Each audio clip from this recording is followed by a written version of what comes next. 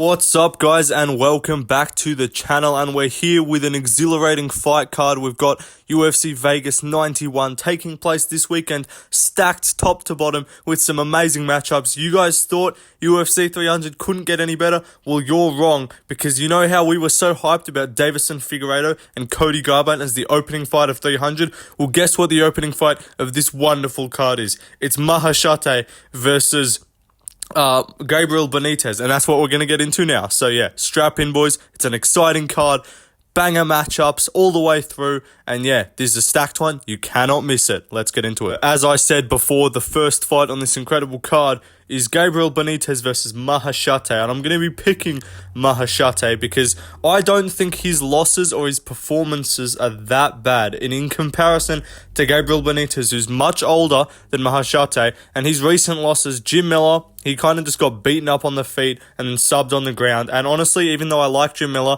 and I picked him to beat Bobby Green, it's just like Jim Miller is not that great. Like, he doesn't really have any crazy attributes at this point. He's just tough. Benitez lost to him. He beat Charlie on Tavares. Who the fuck is that? He lost to David Onama, who we'll talk about later on in the card. He lost to Billy Quancello, both by finish. Not a good look. Before that, his other losses, Omar Morales, Sadiq Yusuf's not that bad. Enrique Baloza, Andre Feely, like, he's been around for a hot minute, but his losses are to, like, average opposition, and his wins are over terrible opposition. But if you compare that to Mahashate, who is 9-3, but he's a lot younger in his career, he's only 24, born in 1999, and he's lost 3 times, but take a look at these losses. Vyacheslav Borshev is a nasty striker. He got finished by him. Rafa Garcia is a solid guy, much better in my opinion than Benitez. And then he beat Steve Garcia by TKO. Steve Garcia is a tough guy as well. He's had a bunch of wins before that on the regional scene, and then before that he lost to some dude back in 2019 when he was 20 years of age. So, like, Mahashate, he's much younger in his career. I think he's more dynamic on the feet. We saw Jim Miller even busting up Benitez, giving him problems, chewing up his leg, landing boxing combinations. Mahashate's got some pretty clean boxing, so I reckon he can get it done. Yeah, like his wins again. Steve Garcia finished him in the first round. He's got a bunch of first round finishes on the regional scene. Out of his 9 wins, 4 by KO, 1 by submission. So I take that back. He doesn't really finish everyone. But yeah, long-winded explanation. I'm taking Mahashate. Benitez older. How old is Benitez? I think he's mid-late 30s, I'm pretty sure. He's 35, yeah. I think if anyone's going to be just not really caring about their career and just kind of there just for the paycheck, it's going to be Benitez. Mahashate is trying to improve. He's a young guy. He's got aspirations in the sport, and so I think he's going to win this fight by TKO, and I'll say maybe round 2. He's going to catch him with a boxing combination, maybe like extend a combination, land a straight right at the end of a combo, and I reckon he's going to put Benitez down, finish him off by TKO, where we've seen Benitez lose before. But let's go to the next fight. Now, this one is a certified hood classic, a certified banger, and I can't wait for it. Of course, I'm joking. We've got a 6-1 Ivana Petrovic versus a 19-7 Liang. Liang is on a 3-fight, let me check, 3-fight loss streak, all by the way of finish, and I'm going to be picking her to continue that trend.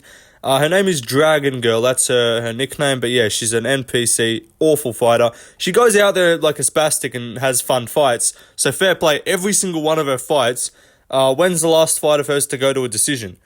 Her second, no. So the last time she went to a decision was in 2017. That was her last fight that went to a decision. Since then, it's been absolute catastrophe and just absolute chaos. She's had 2 DQ wins, so we like to see that. Obviously, she was on the end of the DQs. She gets a lot of submissions, but her last 3 fights, JJ Aldrich TKO'd her, Gomez Suarez TKO'd her, and then Ariane Canellosi TKO'd her. If you're getting consistently finished in women's MMA, I can't trust you. Ivana Petrovic was 6-0 coming into the UFC, lost to Luana Carolina. Who cares? It's Luana Carolina. She's okay. She's one of those ones that kind of just be inconsistent enough to beat some really good opposition. So yeah, I'm taking Petrovic to win, probably by TKO, because Liang's going to come out like a spastic, as always. And then she's going to get finished because she'll gas out. That's what's happened in all of her fights, and I will back the trend to continue. Round 2 TKO is my official prediction, because that's how she's lost 2 of her last 3 fights, both by punches on the ground and pound. So yeah, gonna lose this fight. She's an NPC, random. Actually, she's not even an NPC. She's actually a fun fighter in the women's divisions. But it'll be kind of funny to see her win. But Petrovic, she's kind of hot, so I'll take her to win this fight. Obviously, the photo that you see right now, it does not do her justice. But if you go look at her Sherdog photo on Sherdog.com, she's actually pretty hot. So yeah, I'll take her to win. And yeah, let's move on. I'll take her back. I just looked at her Instagram. She's mid. But we move on. James Llontop versus some random bum that's coming in on short notice. His name is Chris Padilla. His fighter nickname is Taco. And you know they're going to be an absolute NPC bum and awful at fighting when you just bring out some of those random nicknames. I mean, to be fair, this guy, James Llontop, his nickname is Goku, so he's probably a weirdo. But I'm going to be picking him to win. He's slightly good at fighting. He's younger too. I think he's 24. And Padilla's lost to just bums on the regional scene, so I'm not picking him to win. He's being brought in on short notice. There's not much to say. I'll pick James Llontop by finish because he's won 7 of his fights by TKO. He has slowed down in his career recently. He went to a decision on the Contender Series, but he usually gets finishes when he fights the lower level opposition, and I think Chris Padilla is that. So I'm taking Llontop to get a finish. Let's move on to the next fight. Ketlin Souza versus Mann. I'm taking Souza to win. She's a fucking minus 350 favorite or some shit. Mann's awful. She got dominated by Josephine Knudsen, who's actually a solid fighter, but yeah, she's awful at fighting. She's got no skill, no talent. Ketlin Souza doesn't have much talent either, but she at least is slightly not as shit as Mann. I'm not going to do you guys the disservice of going into detail on this fight. All that you should know is it's random, unranked women's MMA, so no one should really be that big of a favorite. So if you want to bet, or if you just are not comfortable picking that wide of a favorite, then fair enough. Would be a decent underdog call, just to be able to say, look at me, I picked an underdog. But no, Mann's awful. She should lose. Let's move on. Fat boys. We got some fat boys. We got Don'Tale Mayes versus Caio Machado. Yeah, just some absolute peak male athleticism here. This is not a fight. This is a Mr. Olympia competition. And of course, the winner is going to be... I'm picking Don'Tale Mayes to win both the Mr. Olympia competition. Actually, no, I think Machado wins the Mr. Olympia competition. Mr. Fat Olympia competition is what he's winning. But yeah, both of them, abomination, melting humans, awful physiques. I'm just going to pick the person who's in slightly better shape. And if I go off the eye test, I think Don'Tale Mayes is just in slightly better shape and has slightly more muscle insertions on his body, because Caio Machado is quite literally... like, Don'Tale Mayes is black. Like, I'm not going to... Obviously, normally I would pick the other guy, but Caio Machado represents Canada. So that's where we're coming in with some, what are we going with here? But Don'Tale Mayes, he's black. He's going to be more athletic, given that... Look at Caio Machado. Look at his physique. He's a melting pot of a human. Absolutely no muscle on his body. He's just a blob. He's not quite like... He's not the round belly blob, but he's just got no muscle. He's just skin and fat, but no, excessive fat. So yeah, I'm picking Don'Tale Mayes. I think his level of opposition is slightly better. He's KO'd Andrei Arlovski, who's old, but some people don't KO Andrei Arlovski. That's kind of the test. Andrei Arlovski, it's not if you beat him, it's if you finish him. And if you finish Arlovski, like Aspinall, or like maybe Don'Tale Mayes, let me just go to Arlovski's record, because I want to actually see this. Who has Arlovski been KO'd by recently? And let's see if this holds up. I want to see this. There's some scientific things right now. I'm doing this on the go, so bear with me. But you know what I mean? Machado lost to fucking... he lost to Mick Park, and it was a close enough fight. But here we go. Marcos Rogerio de Lima finished Arlovski. He's a solid-ish fighter. Don'Tale Mayes finished him. Yeah. But apart from that, he was on a 4-fight win streak against bums. He got finished by Aspinall. He got finished by Rosenstrike. Yeah, even Ty, he lost to Ty by decision. He lost to Ngannou by KO, lost to Overeem by KO, Stipe. See, his losses by KO are to actually really good opponents, but bar a few guys, most of his losses to KO, yeah, they're good opponents, and then his decision losses are to the lower level guys like Waldo Cortez. But Don'Tale Mayes was able to finish Arlovski. He has some speed and he has some power. Unlike Machado, who I watch fight, and he just looks like the most just existing fighter. If you could just describe Kaya Machado with a word, it would just be like existing. Like, he's just there. He fights. He doesn't even fight. He shows up and engages in a mixed martial arts competition for a sum of money called a check. He doesn't fight. That's what he does. He's just one of the NPC heavyweights that gets chucked out the conveyor belt, like Lucas Tracy says, and he gets thrown out into the octagon. He gets rolled out there, and he maybe gets a win, maybe takes a loss. I think he's going to lose. He's a favourite for some reason. Even, like, Mick Parkin's not that good. Like, I get it. He lost to... Mick Parkin beat Usman, but Usman's shit. He's awful at striking as well. Mick Parkin's just a big blob, and Machado, he took down Machado a little bit, kind of lay on him, smudged him up. I think Mays is going to be quicker, have a little bit more sting on his shots, going to look better for the judges, and I'm picking him to win. But let's move on. I'm spending way too much time on Apex prelims. What the fuck am I doing? Austin Hubbard versus Mikhail Figlak. I'm going to be taking Mikhail Figlak to win. I haven't really watched him fight too much. He lost to Fares Ziam in Paris on the 2022 Paris card when the UFC first went to France. Apart from that, before that, he just beat a bunch of guys on the regional scene. He's been out of action for a while, which I don't mind because Mikhail Figlak is 27 years old, so he doesn't, like, he's not going to be, like, rusty, I don't think. I think he's going to be improving during this time. First loss of his career, lost a decision, got tuned up a bit by Fares Ziam, and I think he's coming back, and I think he's going to be way better. Compared to Austin Hubbard, 15-7, tough reject who just got a contract regardless because the UFC just decided to sign all the bums from Tough this season. He's lost by submission 3 times, decision 4 times. His wins aren't even by, like, finish that much. He's not that dangerous of a guy. He got finished by Kurt Holobar, who's not that good. He beat 2 random fucks on the regional scene. He lost to Vince Pichel when he was in the UFC, beat Dakota Bush, lost to Joe Solecki, lost to Marco Madsen, lost to Davi Hamos. So lost to Eric Wisely. The only notable win I see here is Charles Radke. And that was in 2018 on some random regional promotion. So pretty much every notable UFC guy that he's fought, he's lost to.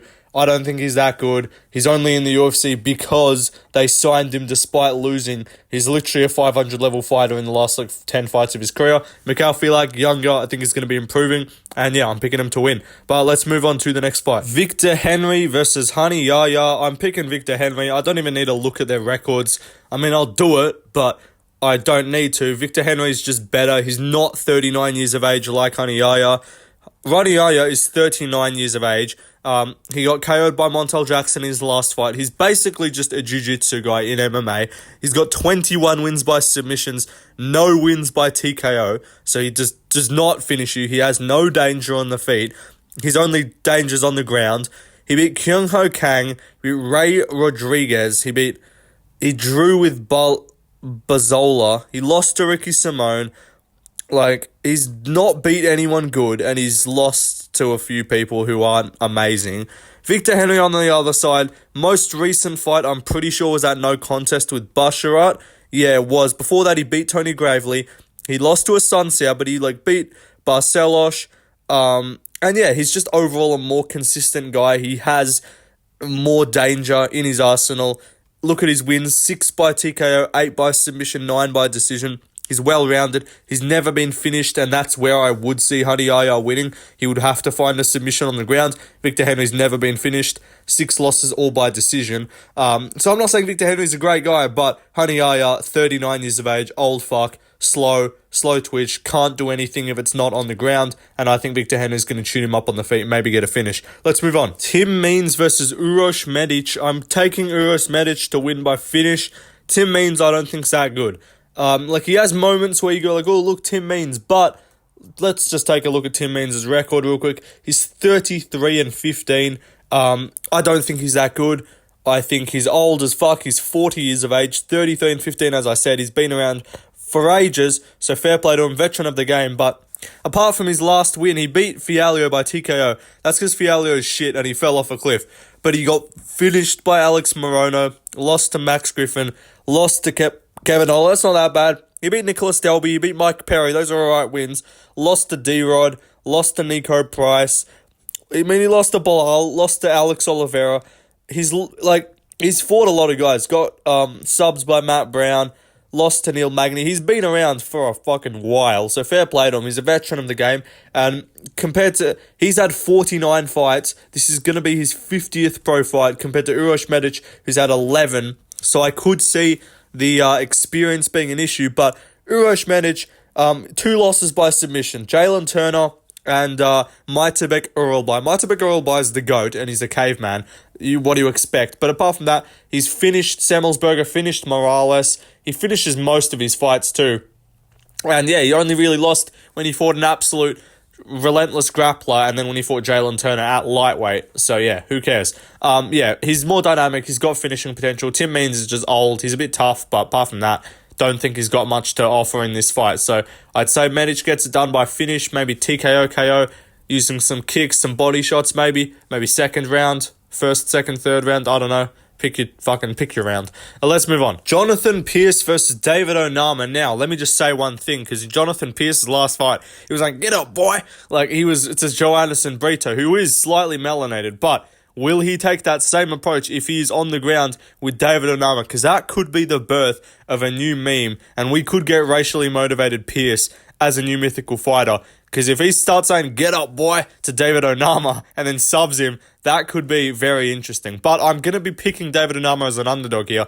Look, am I kind of just thinking to myself it would be logical to pick Jonathan Pearce to just grapple, and that's like the one thing that Onama is not the best at defending? He got taken down 8 times by Mason Jones, got taken down by Landwehr, got taken down a couple times by Gabriel Santos, held down. But I like his explosivity.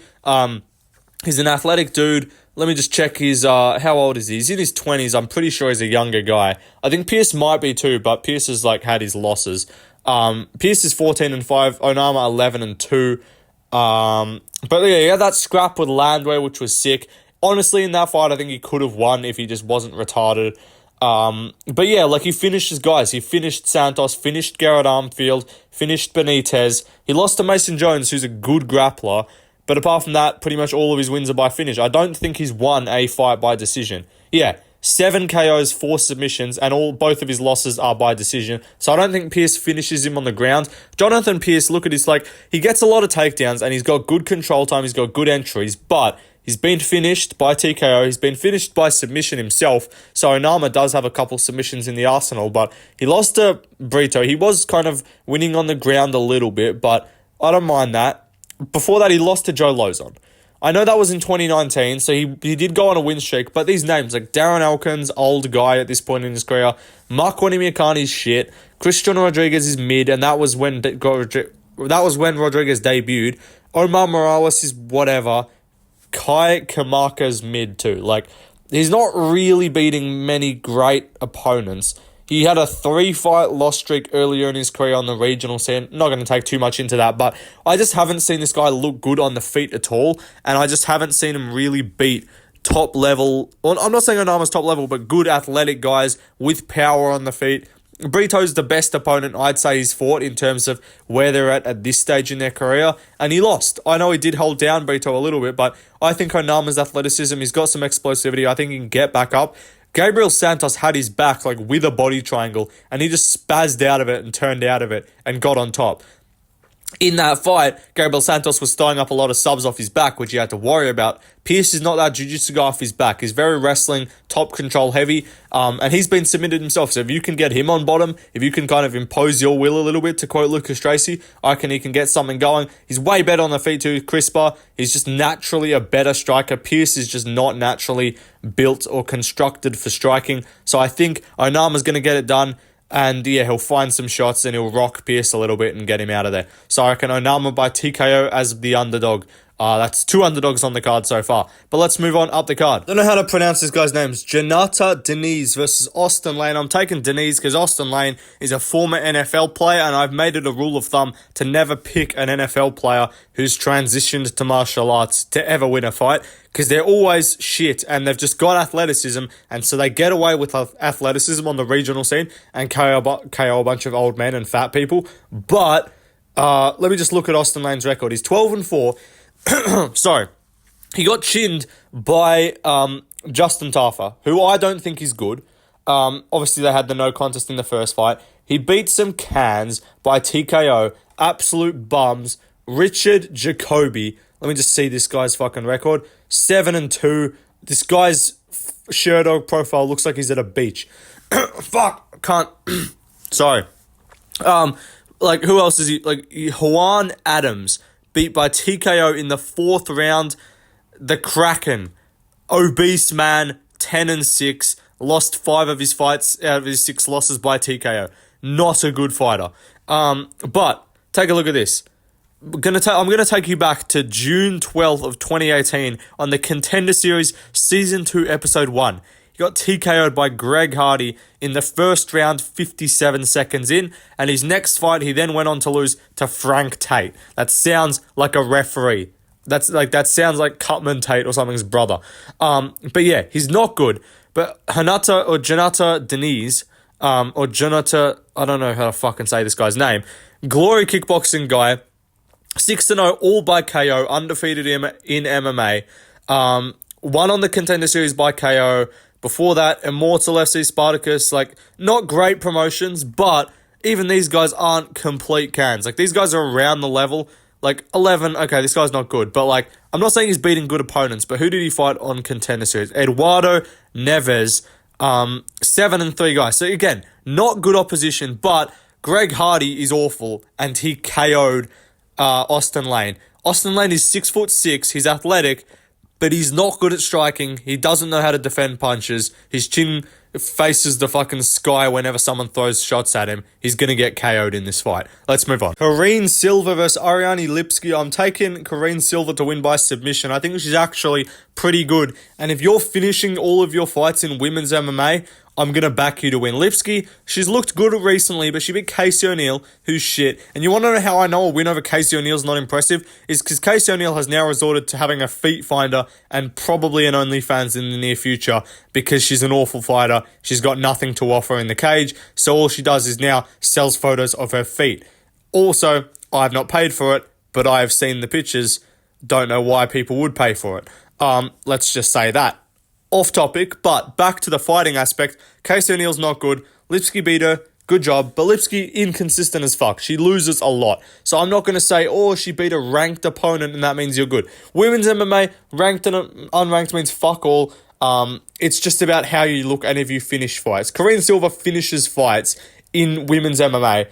9 wins by TKO, 8 wins by submission, 0 decisions as a women's MMA fighter. Nuts. Like, calm. Alright, you're cold. But Lipski, 17-8, she loses. She's not consistent. She often loses. She's been finished by TKO 4 times. Lost to Priscilla Cachoeira, who's awful. Priscilla Cachoeira is someone who, if you have grappling, you should be able to dominate. We saw that with Jasmine Jasudavicius. She got TKO'd by Montana De La Rosa and Antonina Shevchenko. Both awful. Molly McCann beat her, Joanne Wood beat her. Back in the day, she lost on the regional scene. But, like, in the UFC, no good opponents, really. Like, I'm sorry, just going to say that how it is. Luana Carolina's okay, she lost to her, but that's whatever. Mandy Bomb's mid as fuck. Sorry, these are Lipski's wins. Yeah, so Luana Carolina, she won. Mandy Bomb, she beat. JJ Aldrich is mid, took her to a decision. Melissa Gato, I thought she lost that fight. She won by split decision. Casey O'Neill wins by armbar. O'Neill's awful, but Karine Silva finishes fights in the first round by submission. She's got diverse arsenal. She's got guillotines. She's got knee bars, leg locks, all that shit. She's going to win. I don't know why I'm spending this much time on a women's MMA fight. You get the point. Let's move on. Ryan Spann versus Bogdan Guskov. So what I'm going to do here is I'm picking Bogdan Guskov. I'm going to get that out the way. But instead of trying to justify my pick, I'm going to spend the next probably 5 minutes waffling, but also telling you why you shouldn't pick Bogdan Guskov. Because this pick that I'm making is retarded, and it's a dumb idea, but I'm doing it anyway because I'm spastic. But Bogdan Guskov, 15-3, lost the fight by KO, by submission, by decision. He's got 1 of each. 13 wins by KO, 2 by submission, 0 decision wins. I'm just going to tell you, he beat Zach Pauga by TKO, KO. Good win. Pauga's kind of mid. Volkan Ozdemir came in, fought on short notice. He had a couple moments, but ultimately got rocked, cracked, and put away with a submission. But here's why you shouldn't pick Bogdan Guskov. And you might be confused because I'm picking him. But Carlos Eduardo was his win before the UFC. 19-11 guy. 42 years of age right now. Let's see, this next guy. Alizera Favai. 4-2 opponent, Iranian dude. Doesn't even have a Sherdog photo or stats. Doesn't have his height there either. Abdul Elwab Saeed. 5-6. 5 wins, 6 losses, Egyptian dude. Awful at fighting. So yeah, am I convincing you to not pick Bogdan Guskov? Because if you need more convincing, he lost to this dude, Vasiliev, who's actually 36-9, who's actually solid. But yeah, I'm telling you, don't pick Guskov. Don't bet Guskov unless you want an underdog. His opponents on the regional scene are awful. They're cans. And that's why I picked Ozdemir to beat him in his debut. But now we get to the point of why the fuck are you picking this guy when you're saying he's awful. He did beat a 15-5 guy from Kyrgyzstan who's alright. But let me take a look at Ryan Spann's record too, just in case you need more convincing to not pick Bogdan Guskov, because Ryan Spann has fought better opposition. I mean, he hasn't really beaten anyone, but what's that? 12 submission wins, 6 TKOs, 3 decision wins in his career. When he's lost, it's 3-3-3 split, KO, sub, decision. But he lost to Smith by decision because he was retarded. He hurt Smith in the second, but Smith's not good. Krylov, submission in the first, lost. He KO'd Reyes and he subbed Kutalaba, both mid opponents. Before that, he lost to Smith by submission, beat Misha Serkinov, lost to Johnny Walker by TKO. He did rock Walker in that fight. Beat Sam Alvey, beat Devin Clark, beat Big Nog, or I don't know which Nog that is. Antonio, I don't know, fuck off. But yeah, he hasn't really beat anyone that good. But he's fought the better opposition. So, again, why the fuck am I picking Guskov? Because it's funny. And because he's cool and I like him.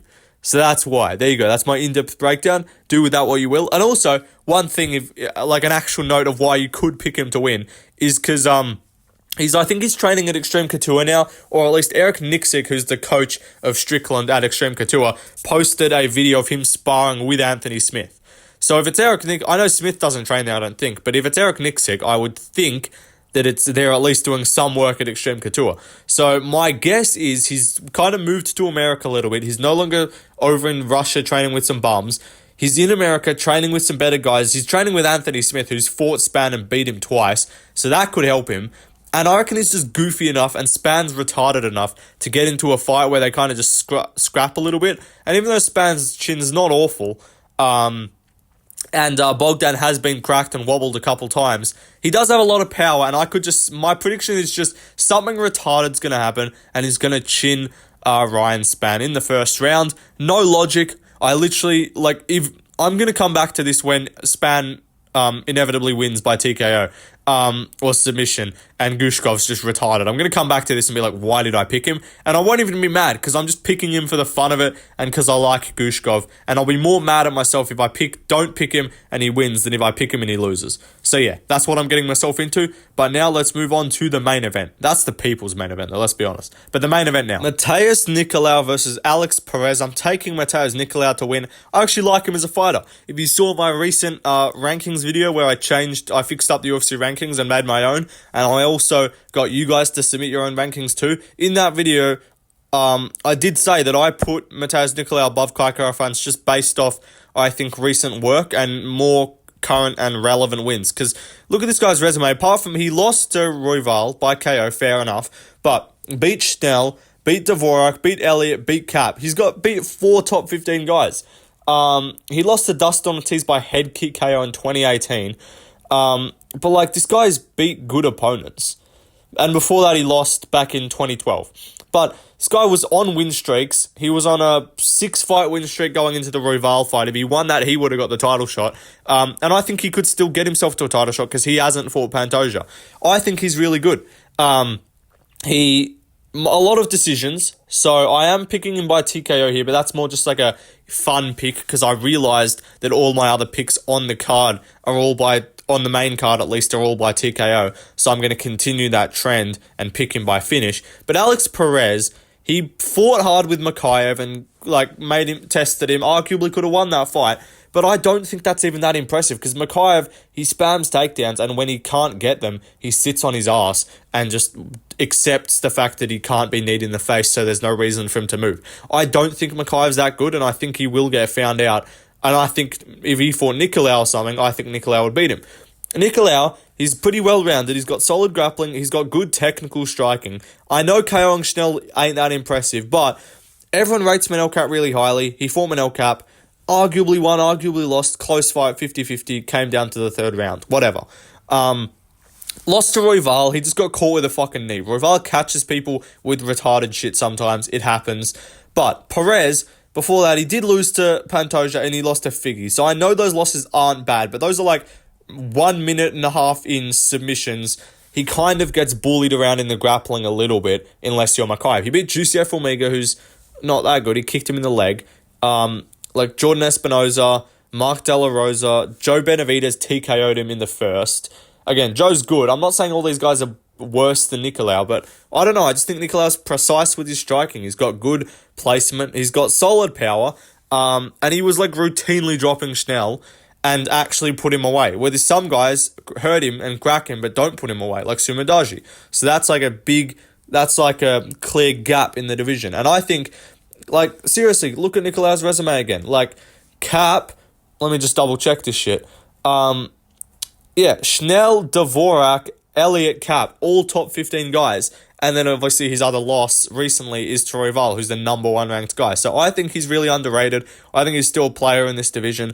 I actually think if he fought Manel Cap, he might have won. And I think knowing what we knew about Cap, that he had a rough weight cut, and that he was sick a few weeks out, I think if he'd fought Cap back in January when Nicolau turned down the fight because Cap missed weight, I think Nicolau would have beat him if Cap was a little bit compromised. Even without the compromised nature of Cap going into that fight, I think he still could beat him, and I think he's actually really underrated.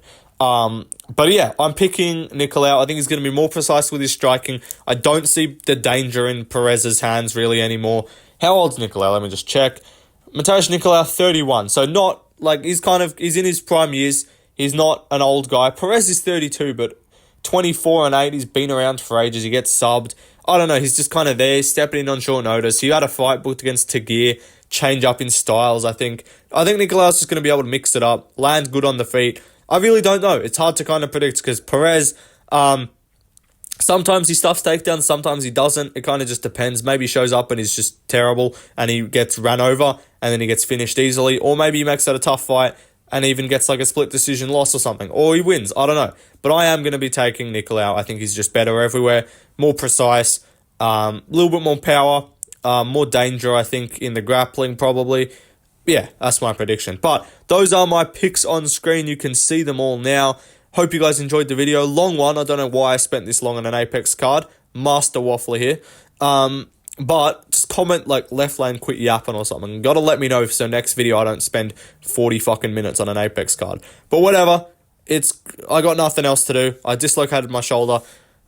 There comes a point in an eagle's life where he has to fly up into the mountains and smash his beak against a rock, and then it's called the rebirth of the eagle, and then he can go back down as a new and improved version of himself and rejoin society. And that's what I'm doing by dislocating my shoulder. I had to bang it against a rock, and it's going to become stronger, and I'm going to come back, and I'm going to beat everyone with shoulder strikes.